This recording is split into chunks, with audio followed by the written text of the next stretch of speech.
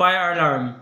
When the fire alarm sounds, all personnel must halt their activities, close doors behind them to contain the fire and walk calmly to the master stations for accountability and instructions. General alarm. The general alarm signals a serious emergency.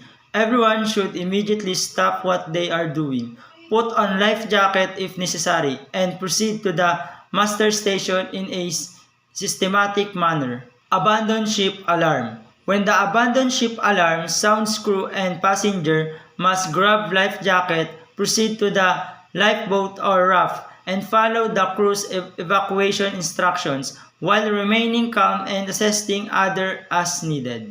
Man overboard signal. If someone falls overboard, crew members should call out man overboard and throw a life ring or floating devices. The ship should turn around to receive the individual while maintaining communication about their location.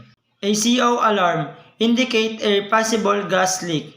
Personnel must immediately evacuate the affected area, ensuring proper ventilation, and move to safe location while trained crew members assess the situation.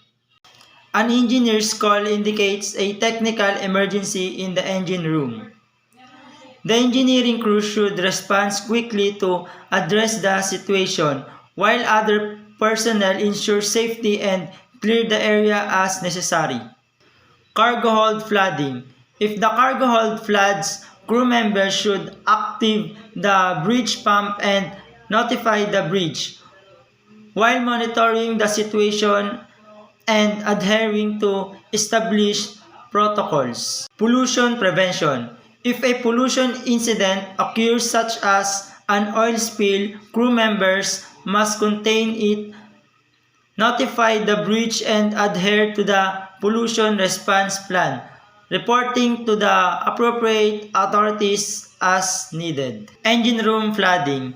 In the event of flooding in the engine room, the crew should immediately secure the area, activate bilge pump and notify the bridge to ensure safety and readiness for evacuation if necessary.